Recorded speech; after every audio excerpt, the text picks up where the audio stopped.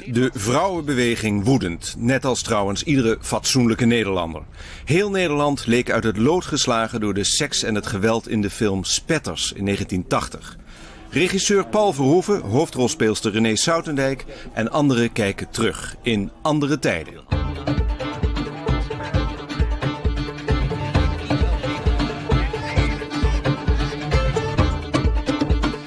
Goedenavond. Dat verband tussen een Nederlandse film en seks, inmiddels een cliché, dateert van 1971, het wonderjaar van de vaderlandse cinema.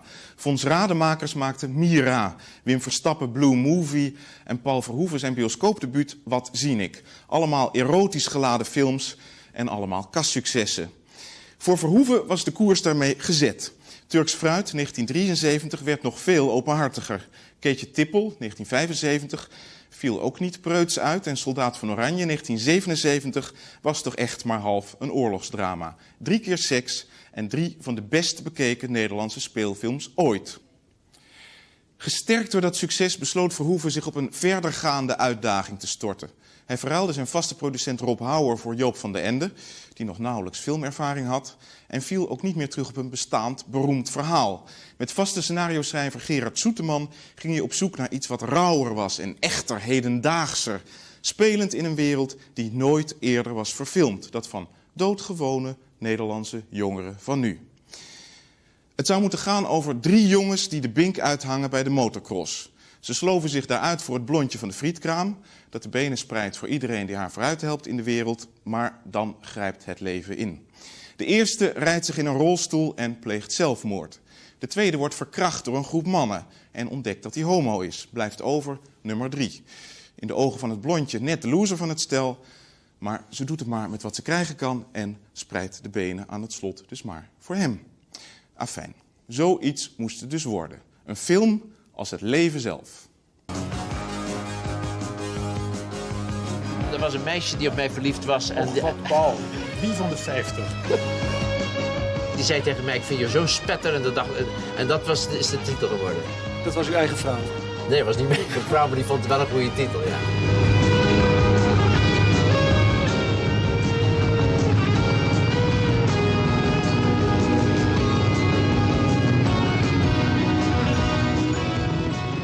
Als je zegt 1 woord, die film, heftig.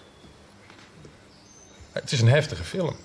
Ja. Want de reacties, die kloppen wel.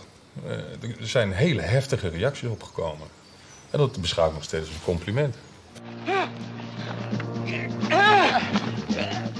Ik weet dat Steven Spielberg, die wilde met Paul werken na Soldaat van Oranje. En toen hij deze film had gezien, had hij meteen zoiets van, wat is dit voor een vieze man? Daar wil ik niks mee te maken hebben. Ze hebben het script gekocht, die Amerikanen later. Ja, ze hebben wel het script gekocht, maar niet gemaakt. Nooit gemaakt.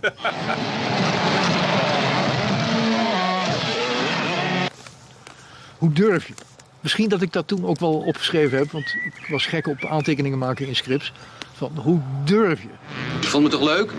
Leuk, ja. Ach jongen, wat heb je nou te bieden? Een loontje van niks en een toekomst van niks. Kom nou. Alsjeblieft, nog even dat. Ja, ik zie ze komen. En voorop ligt Gerrit. Dat is Gerrit. Hij is los, totaal los van zijn concurrenten. Ik heb best wat te bieden. Oh ja? Wat dan? Weet ik niet. Ik weet alleen dat ik je een geweldige meid vind. Kom maar terug als je wel wat te bieden hebt. Er is nog nooit zo'n cynische film gemaakt over de werkende klasse. Waarin het ideaal van de werkende klasse blijkt te zijn een snackbar te bezitten. Die meid denkt alleen maar aan centen. Het is gewoon een kassa. Past, mens. Smeren maar naar die kassa met een kut. Ik vond het toen een walgelijke film. En nu? Nu vond ik hem aandoenlijk. Jeugdsentiment is dit. Ja, het eerste grote gebeuren, toch was het voor mij tenminste. Ja, voor mij eigenlijk ook, hoor. Nou, ja? Ik had natuurlijk Pastorale gedaan ook. Maar nou, sowieso de films van Paul hebben een soort hoogte van intensiteit, toch? De manier waarop hij werkt, de manier waarop hij is. En het plezier waarmee hij wil chockeren en provoceren, wat je toch, ja... Je bent bij Paul altijd toch wel bereid om je helemaal te geven en je erin te storten en zo. Dus en dan die jonge groep bij elkaar. Het was, ja, ik heb niets anders dan leuke ervaringen, moet ik zeggen. Ja. We beginnen boven, want daar is eigenlijk de hoofdlocatie van Rien, Hans van Tongeren. Die ongeveer een jaar, acteur die een jaar nadat de film beëindigd was, zelfmoord heeft gepleegd, helaas. Ontzettend groot Nederlands talent. Ja, fantastische jongen.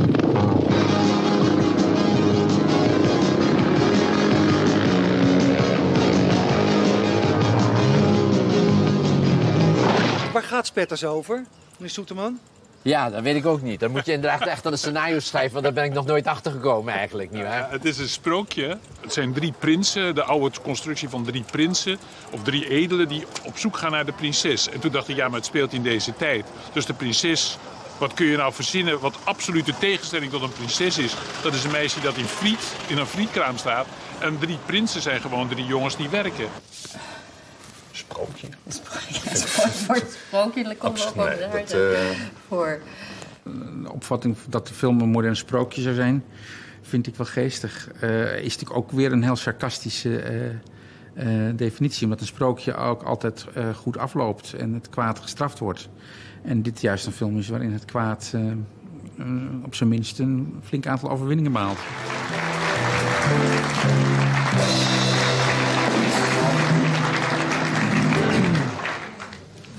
Welkom, Paul. Spetters. Waar gaat het over? Spetters zijn, het is een dubbel woord. Hè? Spetters is alles wat uit elkaar spat. De mensen, laten we zeggen, wat er met die mensen gebeurt, is ook niet allemaal even florissant. Dus er gebeuren nogal wat onaangename zaken, maar ook wel lieve dingen natuurlijk. Hè? Maar spetters is natuurlijk ook jongens en meisjes die er heel goed uitzien. Dat is een beetje een woord dat dan gebruikt wordt. En die dubbele functie zit in de film. Het is een film die tamelijk agressief is, maar waar je eigenlijk vertelt over een aantal jonge mensen die eigenlijk iets zoeken in het leven. Hè? Ze willen eruit breken. Hoe gaat het schrijven in het werk? Ja, Gerard, hier, nou, moet luisteren, het begint hier met dat boek. Nee, het begin van alles was een collega van mij op de NOS, een boekhouder, die een zoon, die 2 zoons had. En een van die zoons die reed zichzelf te pletter in een bos. Die zat op een bromfiets en die had geen helm op. En toen kwam er in dat bos, dat was in de buurt van Hilversum, kwam er een auto aan. En die reed de jongen op het bospad dood. En dat maakt een enorme indruk als dat een collega van je is en die verliest een zoon op als die een jaar of 16 is. En dat is eigenlijk het uitgangspunt geweest voor de hele film. Het verdriet van die man toen zijn kind werd doodgereden. En dat is blijven zitten en toen hebben we gedacht van, wat moeten we nou toch doen en hoe kan dat nou toch? En als het over sport gaat, dus de manier om omhoog te komen. En toen zijn we ook, maar toen hebben we het laten liggen omdat we het gingen uitzoeken en te treurig vonden, het onderwerp. En langzamerhand, als je dan met andere dingen bezig bent, dan blijkt in je hersens zoiets door te werken. Althans, door te draaien bij mij. En toen is er steeds meer aangeslipt. En na Soldaat van Oranje was het dan eigenlijk zover dat ik dat kon opschrijven. En toen heb ik een heel dikke synopsis gemaakt, misschien van 100 bladzijden. En met Paul er steeds over gesproken, want het gaat zo tussen ons. Ik stel iets voor, of Paul stelt iets voor. Ik denk dat is wat of dat is niks. Ik stel iets voor, Paul denkt dat is wat of het is niks. En dan is het net pingpongen, noem ik dat altijd. Het gaat maar steeds heen en weer tussen ons. Als het script klaar is, wordt er een subsidieverzoek ingediend bij het Productiefonds voor Nederlandse Films. Dat indertijd bestond uit 3 kroonleden en 3 leden uit de bioscoopwereld. Arnoud van Delen is het enige nog levende lid uit die tijd. En weet nog wat hij dacht toen hij het script voor het eerst las. Shit. En ik ben het shit blijven vinden tot het bittere einde. Anders dan de overige bestuursleden, die stuk voor stuk omgingen, maar daar komen we nog wel op. Ik vond het oppervlakkig, ik vond het clichématig, ik vond het commercieel, vooral commercieel. Maar dat had ook te maken natuurlijk met de voorgeschiedenis van de heren Soeterman en Verhoeven. Als je in Nederland 20 films hebt gemaakt, of 10 of 5 zoals Paul en ik, die tot de succesrijkste van de Nederlandse filmgeschiedenis behoren, en waarvan 1 tot de film van de Nederlandse film is uitgeroepen, de tweede film stond op de tweede plaats, dan moet je voor die mensen die dan je collega's zijn en die het allemaal zo goed kunnen en die bijvoorbeeld een film maken van 2 of 3 miljoen gulden en dan 1500 bezoekers trekken, dan worden die mensen uitgekozen om jouw script te beoordelen. En dan word je in luiers gezet. En dan met je kale kop of niet succes of niet, dan moet je helemaal overnieuw beginnen. Voor een miserabele 500.000, 600.000 gulden. 18 december 78. Ik noem er een paar. Wiegel zegt onwaarschijnlijk, commercieel. Nijland zegt alles is te zwaar aangezet. Van Delen merkt op dat alles clichématig is en aan de buitenkant is gebleven. Voorzitter, Anton Koolhaas, vindt dat het hele scenario van een vervalsing getuigt. Het is alles nodeloos gedoe. Het script was dus fout omdat het smerig, vuil en whatever was. En Joop van den Ende was niet goed genoeg natuurlijk, omdat hij eigenlijk helemaal niet van het vak was. Dus er was genoeg redenen voor die mensen, natuurlijk een stelletje esoterische aandoende intellectuelen, om te denken van dat kunnen ze wel weigeren. Daarnaast speelt natuurlijk mee dat het feit dat je succes hebt in Nederland sowieso niet een groot voordeel is, nietwaar? Hoe meer je er bovenuit steekt, hoe meer ze geneigd zijn je kop eraf te hakken. Om de lieve vrede te bewaren zijn uiteindelijk de 3 mensen door het bestuur door de minister benoemd. Nou, vooruit. Laten we eens kijken. We besluiten, de voorzitter en de secretaris praten nog eens een keer met het duo. En onder andere zal worden gezegd, behalve dat het bestuur het een niet zo lekker script vindt, probeer nog eens op een aantal punten die wij vooral vervelend vinden, wijzigingen aan te brengen. We zouden die film, dat script gaan verdedigen bij die Koolhaas. En die Koolhaas, ik weet niet of hij zijn eerste of zijn tweede beroerte had gehad, maar die zat daar. In ieder geval helemaal helder was die volgens mij niet meer. Toen zaten we daar, Joop van den Ende in een keurig pak. Paul in het op dat moment... Ik hoor hier niet bij. Paul in het pak wat hem op dat moment het beste leek. Hij zal wel met iets bezig geweest zijn en hij trekt altijd... Hij neemt altijd de schutkleur aan. Dus als hij met spetters bezig was, dan gaat hij leren jasjes dragen. Of leren jacks dragen. Ja, ik dacht dat we op het gras zouden draaien. Daarom had ik groen aangetrokken. En ik zat daar in een semi-keurig pak. En daar zat die Koolhaas en die begon dus over dat script te praten. En ik had ik nog nooit van Paul gezien. Ik ken zijn emoties wel. Maar Paul trok een gezicht van, ik dacht... Als ik nog een seconde en hij begint te huilen, en dat zou ik heel vreselijk gevonden hebben. Maar Van den Ende zat daar. Godverdomme, hoe durf je die mensen die zoveel hebben gedaan, hoe durf je dat af te keuren? Godverdomme dit, godverdomme dat. En zo was die Koolhaas natuurlijk. Nee, dat was zo fantastisch. Dat was zo mooi wat Joop deed. En ik dacht later, Prachtig. wat een vreselijke situatie loop ik in. En wat een emoties kom ik in terecht. Want daar hou ik niet van vreselijke emoties bij anderen. Wel om het op te schrijven, maar niet om het te zien. En toen liepen we naar buiten. En die heren die trokken allebei een gezicht van... Dit is het gewoon. Dus het toneelspel is het gewoonste. Nou, is het gewoonste van de wereld. Nou, nee hoor, vind ik niet. Zijn emoties, daar schaamt hij zich niet voor. Nee, dat zei je toch? Nee, maar Van den Ende was toneelspel. Laat zeggen we over die tranen dus gesproken. Je weet dat er ook in het Nieuwe Testament 1 keer staat Jezus huilde, nietwaar? Dus bedoel, er is niks op tegen natuurlijk om te huilen. Kom maar langs, joh. Het was dus eigenlijk zo dat toen Joop van den Ende... Ik was geschokt door Koolhaas natuurlijk, toen hij zei... En het is een hoer! Alsof we dat niet allemaal zijn natuurlijk. Maar goed, toen...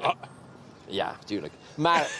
Er is geen verschil natuurlijk. En trouwens, de hoeren gaan eerst het Koninkrijk Gods binnen. Dus bedoel, wat dat betreft kan je best... Ja, dus jij kan wel in de rij gaan staan achteraan, want je komt er voorlopig niet in. Maar het is natuurlijk zo dat Van den Ende toen niet alleen dat hij godverdomme zei, maar hij sloeg met zijn vuist zo hard op die tafel. Met een enorme klap. God! En Koolhaas, die ging met stoelen al een halve meter achteruit. Die trok helemaal wit weg. Niet dat het hielp natuurlijk, maar ik bedoel, het was zo. En toen sprongen de tranen hem in de ogen. Vanwege Joops gedrag. Vanwege Joops eerbied voor wat we hadden gedaan. Terwijl je bij Koolhaas alleen maar iets kreeg van totale verwerping natuurlijk. En dat was het mooie. En dat was een moment, dat is wat je zou moeten noemen, dat is een moment van grote diepte dus. Uiteindelijk besloot men, duo, om het script op sterk verzoek van het bestuur om dat aan te passen. Uiteindelijk hebben we het script omgeschreven en alle vuiligheid, althans wat zij vuiligheid vonden, eruit gehaald. En toen heb ik het daarna gewoon het origineel gedraaid. Wat me niet in vreugde is afgenomen door het fonds. Zachte orgelklanken. De melodie van een psalm. Eve staat stil, enzovoort. Nou, als hier niet het doorsnee bestuurslid tralen van in zijn ogen krijgt, dan weet ik het ook niet meer. Maar dat waren dus gevoelige passages, waar eerst seks en keihard geweld en verkrachting en weet ik veel. Dat was dus allemaal prachtig. Een familiecomedie bij wijze van spreken. Dus, Die blauwe pagina's, dat hebben ze toegevoegd om het filmfonds mild te stemmen. Ja. Het gedrag dat ik ten opzichte van het fonds heb gehad... om ze te belazeren met een script vind ik volledig rechtvaardig. Dat is guerrilla-tactieken tegen in een oorlog. Het duo heeft zich geen pest aangetrokken van die wijzigingen... en is gewoon dus op het originele script verder gegaan. Nou, dat is dus de zaak bezwendelen bij het leven. U kijkt er helemaal niet van op? Nee. Nee, zeker niet bij Verhoeven en Soeterman. Van wie je weet dat die overal scheid in hebben. Aangezien in de oorlog en liefde alles is geoorloofd... met name terrorisme en guerrilla-tactieken... zoals de Russen in de Tweede Wereldoorlog danig hebben bewezen... vind ik in dit geval toch volledig rechtvaardig... om die mensen met welke middelen ook te bestrijden natuurlijk. En niet de middelen die zij verwachten dat je gebruikt... maar de middelen die ze niet verwachten. Want je moet ze onderuit halen natuurlijk. Zeker dat schandelijk stel dat daar zat. 3 sterren van de jaren 80. 3 mensen van nu.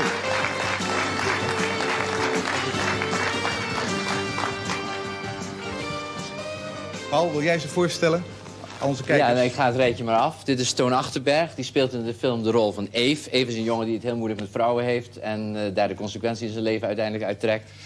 Hans van Tongeren speelt de jonge Rien... die een ontzettend getalenteerde jongen in de film speelt... die uit zijn milieu dreigt erin slaagt om met zijn milieu weg te breken bijna... maar dan slaat de chaos van het leven en het noodlot slaat toe... en dat lukt toch allemaal niet zo goed. En Maarten Spanje speelt een jongen die eigenlijk alles verkeerd doet... en altijd eigenlijk op zijn neus valt. Arme Maart. Hoe was het werken met Paul? Waren er momenten dat jullie het niet met hem eens waren? Hadden jullie inspraak, dat moderne woord tegenwoordig? Ja, zeker wel. Het is natuurlijk een beetje een nieuwe situatie geweest in die zin... dat Paul nog nooit met ons gewerkt had en wij nog nooit met Paul. Dus in het begin zeker is het een periode geweest van aftasten... van hoe ziet Paul het en hoe zien wij het. Vechtpartij in het café. En dat was ook wel typisch Paul. Hij kon wel een rotzak zijn. Het glaswerk was natuurlijk allemaal nep. Het was van suiker gemaakt, want er mochten geen ongelukken gebeuren. Maar Paul wou echt, er moest flink aangepakt. Niet lullig, geen watjes, geen mietjes. Moest echt stevig gevochten worden. En die gooide nog, buiten beeld dus, er werd gedraaid. Die gooit nog expres zo'n suikerwerkfles naar mijn hoofd toe. En die krijg ik op mijn hoofd. Maar de bodem was nogal dik en daar had ik nog een lelijke wond zitten. Want dat vond hij er wel lekker uitzien. We zullen dit zaakje hier eens even verbouwen!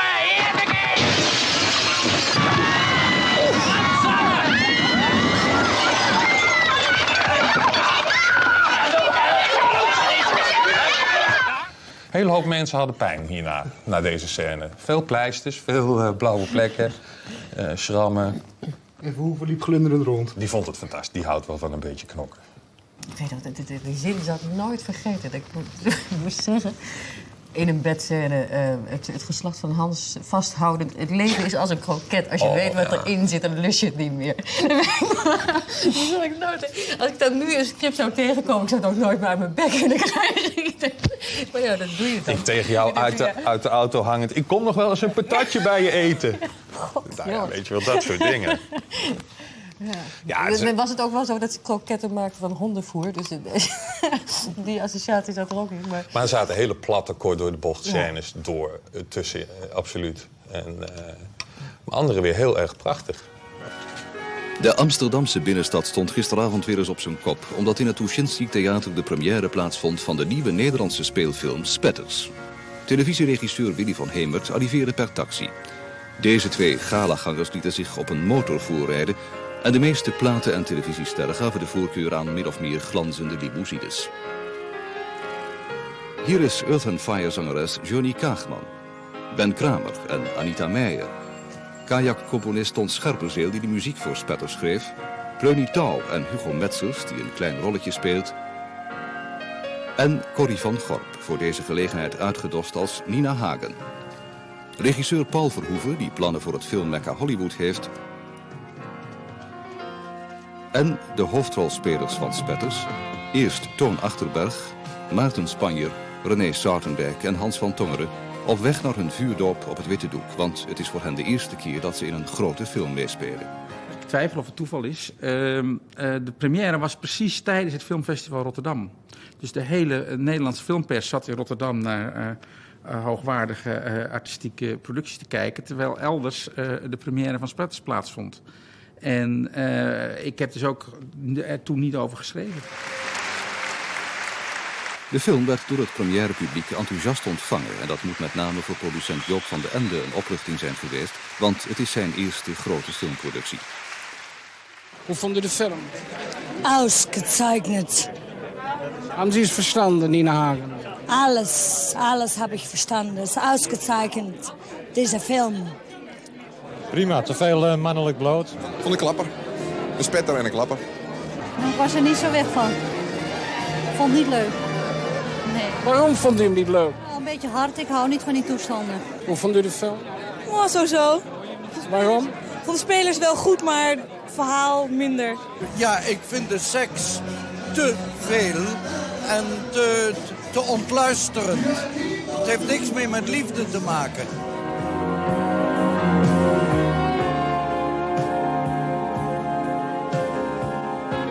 Te veel en te ontluisterend de seks. Kritische geluiden, zelfs op de première al bij een publiek van vrienden en bekenden. En zeker achteraf gezien was dat een onheilspellend voorteken van de ontvangst in de buitenwereld. Eerst kwamen de kranten, nog diezelfde week. Een lading platte seks, onzindelijk amusement, onwaardig kijkvoer, zwarte poel, fascistoïde aandoend en zo verder. De recensenten waren een en al morele verontwaardiging en hoon. Dit was een film, al dus de Volkskrant, die zelfs oogkwalen veroorzaakt.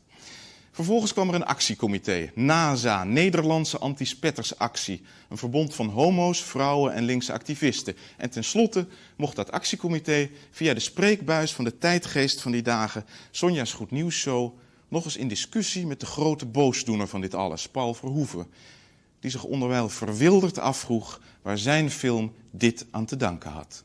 Ik had het gevoel dat we een heel bijzondere film hadden gemaakt. Ik was er eigenlijk heel trots op. Ik dacht, we hebben eigenlijk dingen aangeraakt die helemaal niet binnen het kader van de Nederlandse, zelfs literatuur, maar zeker niet van de filmwereld vallen. We hebben elementen gebruikt van godsdienst, van sociologie, van seksualiteit, die nooit iemand heeft durven aanraken. En ik dacht dat het een hele vooruitstrevende, moderne film was. Iets waar we al jaren aan toe waren. Wij, vrouwen, leden van politieke partijen en homoseksuelen, vinden de film Spetters een gevaarlijke film. En wel om de volgende redenen. Deze film versterkt bestaande vooroordelen over vrouwen, homoseksuelen en andere bevolkingsgroepen. Vrouwen zijn in deze film niets meer dan een mooi lichaam en een kut. Vrouwen zijn er alleen om de man te dienen. Vrouwen kunnen zelf niets. Nou. Ja. Ja, nou, we zeiden wel duidelijk waar het op stond, niet? We zouden het nu niet meer opschrijven. Op deze manier, maar... ja. Nou, lijkt me duidelijk. Staat u daar nog achter? Nou, ik heb de film natuurlijk weer opnieuw bekeken. En... de eerste emotie die me opkwam was, ik vond hem aandoenlijk. Wat ik toen zag als een enorme explosie van geweld. Nu zag ik dat als een paar aardige jongens van het platteland. Ja, die probeerden volwassen te worden. Cora, waarom zit jij in die actiegroep? Ik ging met het idee naartoe van het is een slechte film. Vrouwen, flikkers, mannen, alle soorten mensen worden onderdrukt. Maar het was echt nog 10 keer zo erg dan dat ik verwacht had. En ik ging ook heel kwaad weer uit de bioscoop. En het was walgelijk seksistisch. Vrouwen kwamen aan geld door een vriendje op te scharrelen die misschien geld zou hebben. Ja, het was ook niet de tijd van een gesprek, denk ik. Ik denk nu, als je meningsverschillen hebt over zoiets, dan kan je daar nog eens over praten. Maar die tijd voor die actie en was je tegen. Ja, ik heb Paul Verhoeven toen ook geen hand willen geven, kan ik me herinneren. Nou ja, iemand moet nu toch wel heel ver gaan. Wil ik hem geen hand willen geven? Als ik nou toch graag wil ingaan op een paar details. Het is niet zo, de facto is het niet zo, dat de jongen in zijn kruis geschopt wordt. Dan kan je wel zeggen, dat is een kleinigheid. Het is de facto niet zo dat de jongen zegt, ik ben een homo. Hij zegt, ik ben een flikker. Zeg Paul, weet je waarom het een anti-flikkerfilm is? Die scène waarin die flikker door 2 jongens en 2 meisjes van de straat wordt gesleurd. Waarop hij wordt belachelijk gemaakt, dat zijn lippen rood worden gemaakt. Dat zijn fetus aan elkaar worden gebonden zodat hij valt. Daarmee heb jij de macht om mensen die naar zo'n film kijken met een bepaalde groep zich te laten identificeren. En dat doe je met die groep die flikker in elkaar ramt. Waardoor de hele zaal dubbel ligt van het lachen. En het prima vindt dat die jongen valt over zijn fetus. En dat is ontzettend anti-flikker. En op die manier, dat is namelijk het punt. Ja, een verhaal over spetters. Enfin, 1 krant schreef spetters, een film van 3 letters. Wij... Na het eind van de uitzending, helaas waren de camera's gestopt. Daar hadden ze natuurlijk wel spijt van, de VARA, was het geloof ik. Ja. Dat de camera gestopt hadden, dus ze konden het net niet meer oppakken. Terwijl ze ongetwijfeld hun best hebben gedaan om nog op tijd de camera aan te krijgen. Toen een aantal homoseksuele jongeren op mij toestormden met lippenstift gewapend. Om mij het gezicht vol te smeren. Is dat ook gelukt? Ja. Oh. Nee, ik heb ze meteen in elkaar geslagen. Ah, goed zo, Paul. Godverdorie. En de reacties daarna waren er ook niet misselijk over. Nou ja, goed, ik werd dus ook bedreigd in cafés. Ik werd ook gezien als een poot, als een nicht, als een flikker. En ik heb een paar keer moeten rennen voor mijn leven, hoor. In het café naar een film, ja. Ik denk dat ik het achteraf een goede film vind, ja. In ieder geval een belangrijke film en een toonaangevende film. En een film die gemaakt moest worden.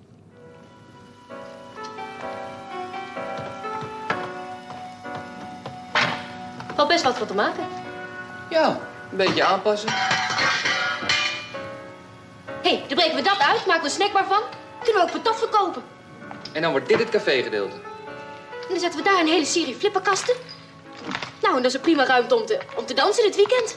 Ja, dat lijkt me wel wat. Het is zo cynisch. Het is zo'n cynische film. Ziet wel zitten tussen ons. Al haar dromen van al die mensen worden eigenlijk door het leven worden die aan stukken gereten. En wat er overblijft is maar een uiterst klein beetje. Dat die rijdende patatkraam die wordt omgezet basically in een vaste patatkraam. Gebouwd op de ruïnes van iemands leven. Met andere woorden, de nomaden settelen zich en gaan een fatsoenlijk huisvaders- en moedersbestaan opbouwen. Zijn Hans en Fientje nog bij elkaar?